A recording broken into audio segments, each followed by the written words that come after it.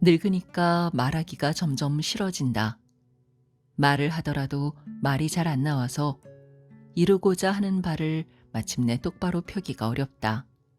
선거철에는 TV를 보다가도 대목만 난 지도자, 개혁가, 예언자, 해설가, 분석가, 좌논객, 우논객들이 TV에 나와서 말을 해대면 말하는 자들이 두렵다. 구강의 기능이 퇴화해서 음식을 삼킬 때 식도로 들어가지 않고 기도로 들어가서 살에 들리기를 자주 하고, 혀의 기능이 둔화돼서 어눌하게 된다고 의사들이 말했다. 이것도 자연현상이라는데 혀를 빨리 놀리지 않게 되는 것은 좋은 일이다. 혀가 굼뜨게 되면 말이 멀어지고 단어 한 개를 끌어오려 해도 단어는 선뜻 따라오지 않아서 단어 하나가 모시기 어려운 줄을 저절로 알게 된다. 나의 죽음이 무엇인지 알지 못하면서 남의 죽음을 문상다니고 있다. 말더듬증만이라도 온전히 간직하면서 병원 다니고 문상 다니며 여생의 날들을 감당하려 한다.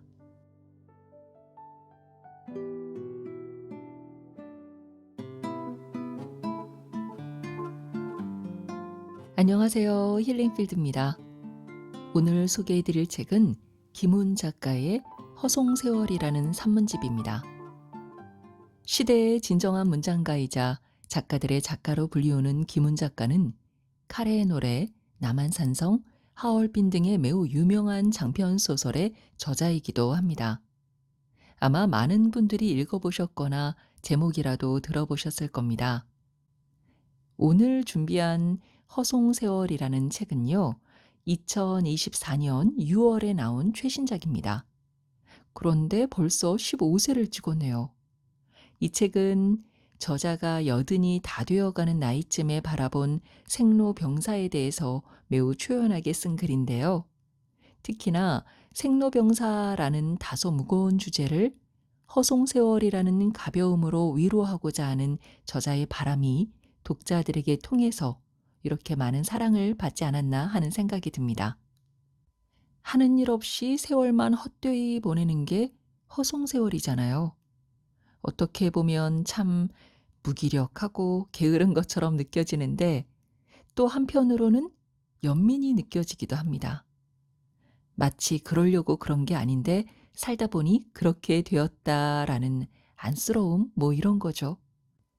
저자는 혀가 빠지게 일했던 세월도 돌이켜보면 헛되어 보인다라고 했습니다. 그러면서 햇볕을 쬐이면서 허송세월할 때 내 몸과 마음이 빛과 볕으로 가득 찬다. 나는 허송세월로 바쁘다라고 얘기합니다. 저자가 얘기하는 허송세월의 의미를 제가 완전히 이해할 수는 없지만 밥벌이하기 바쁜 요즘 삶 속에서 허송세월은 꼭 필요한 게 아닐까라는 생각은 들었습니다. 허송세월은 시간 낭비가 아니라 재충전의 시간입니다. 그런 의미에서 저와 함께 허송세월 한번 보내보시죠.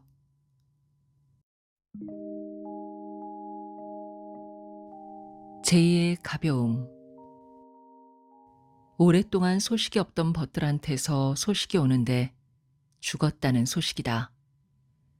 살아있다는 소식은 오지 않으니까 소식이 없으면 살아있는 것이다. 지난달에도 형벌되는 벗이 죽어서 장사를 치르느라고 화장장에 갔었다. 화장장 정문에서부터 연구차와 버스들이 밀려 있었다.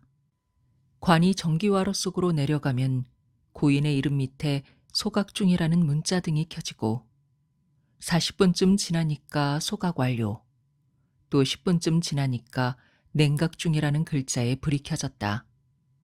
10년쯤 전에는 소각에서 냉각까지 100분 정도 걸렸는데 이제는 50분으로 줄었다고 화장장 홍보전단에 적혀 있었다. 기술이 크게 진보했고 죽음을 관리하는 의전 절차도 세련되어졌다.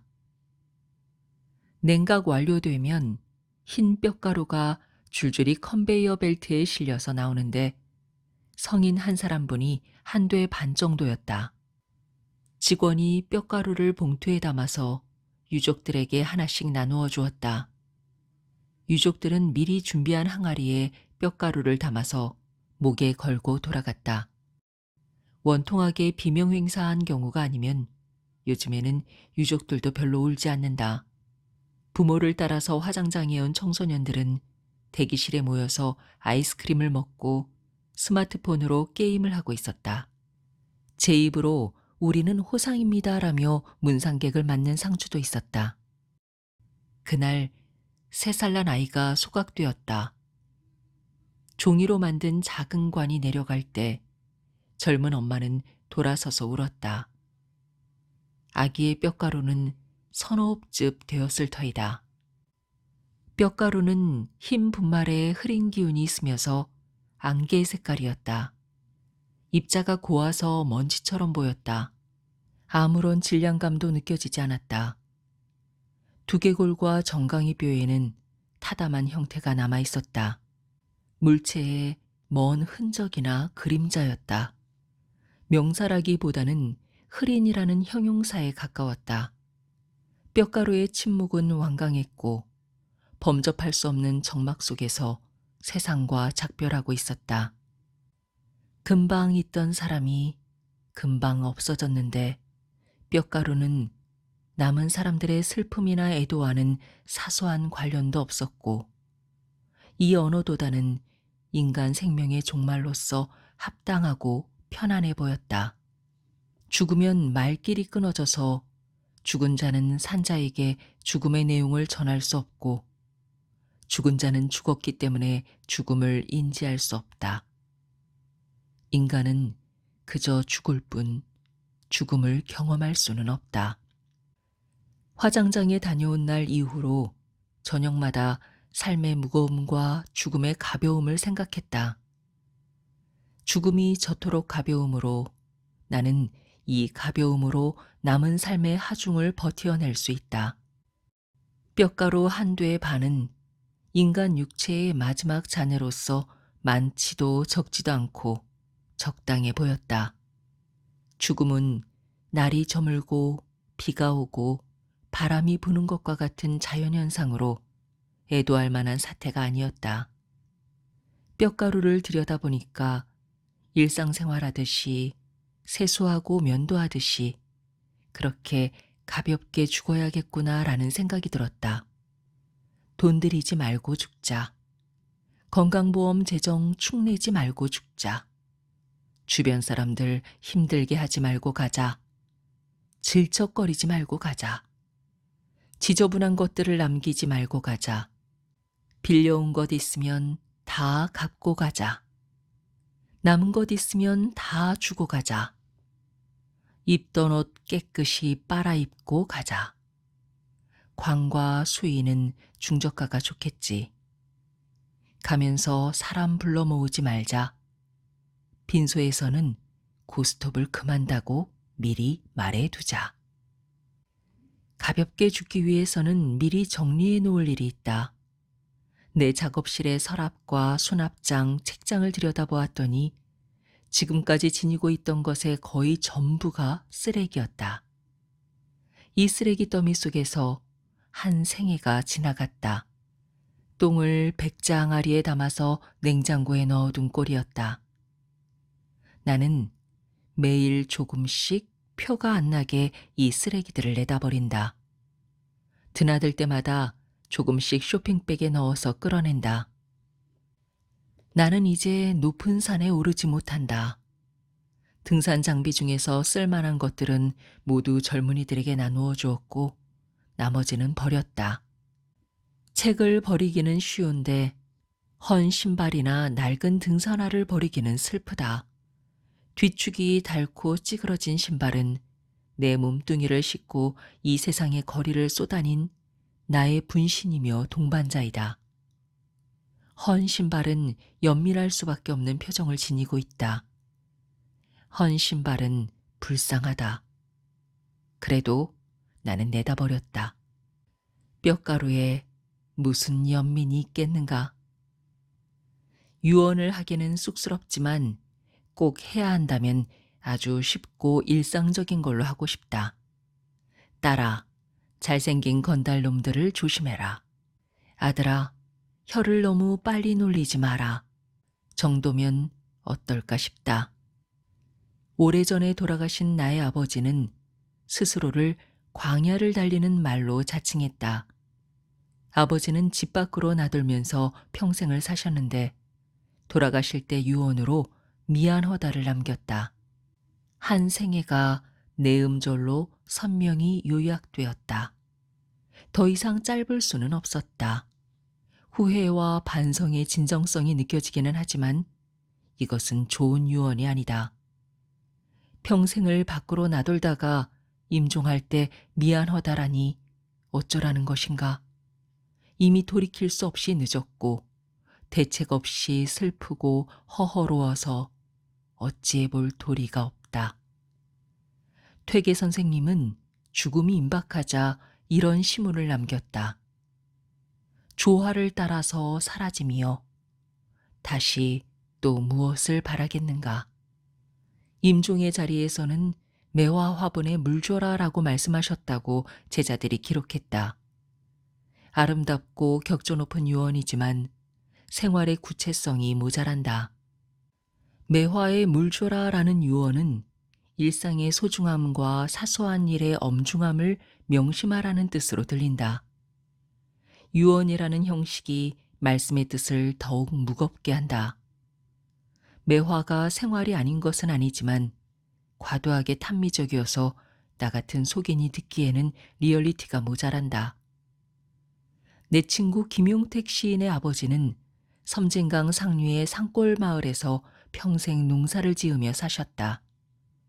김용택의 아버지가 돌아가실 때 김용택을 불러놓고 유언을 하셨는데 네 어머니가 방마다 아궁이에 불 떼느라고 고생 많이 했다. 부디 연탄 보일러를 놓아드려라 라고 말씀하셨다. 나는 이 이야기를 김용택의 어머니 박덕성 여사님한테서 직접 들었다. 몇 년 후에 김용택의 시골집에 가봤더니 그때까지도 연탄 보일러를 놓지 못하고 있었다. 나의 아버지, 퇴계 선생님, 김용택의 아버지. 이 세 분의 유언 중에서 나는 김용택 아버지의 유언이 최고라고 생각한다. 이 유언은 건실하고 씩씩하고 속이 꽉 차 있다. 김용택 아버지는 참으로 죽음을 별거 다닌 것으로 아침마다 소를 몰고 밭으로 나가듯이 가볍게 받아들이셨다. 그리고 숨을 거두는 순간에도 인생의 당면 문제가 무엇인지를 정확히 인식하고 있었다. 이 정도 유언이 나오려면 깊은 내공과 오래고 성실한 노동의 세월이 필요하다. 아무나 되는 것이 아니다. 삶은 무겁고 죽음은 가볍다. 죽음과 싸워서 이기는 것이 의술의 목표라면 의술은 백전백패한다. 의술의 목표는 생명이고 죽음이 아니다. 이국종 국군대전병원장처럼 깨어진 육체를 맞추고 꿰매서 살려내는 의사가 있어야 하지만 충분히 다 살고 죽으려는 사람들의 마지막 길을 품위 있게 인도해주는 의사도 있어야 한다. 죽음은 쓰다듬어서 맞아들여야지 싸워서 이겨야 할 대상이 아니다.